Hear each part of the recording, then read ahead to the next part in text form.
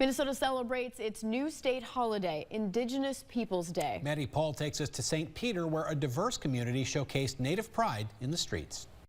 A walk in unity. That's how the St. Peter community celebrated the new state holiday of Indigenous Peoples Day. Just by them showing up today, it just means that they are acknowledging those that were here before Columbus. But those who are Indigenous say that Indigenous Peoples Day is every day. For Native Americans like it's a day to celebrate tradition, culture, and language and heritage, and to keep moving on forward.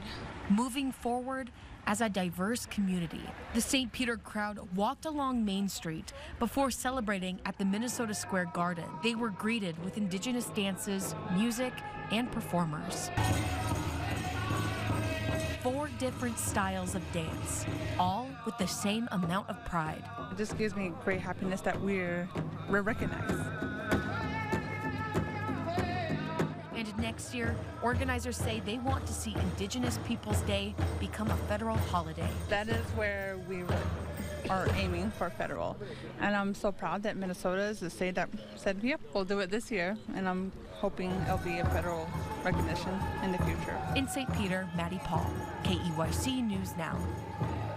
In Mankato, Veterans for Peace hosted a ceremony at Reconciliation Park along with a Dakota scholar.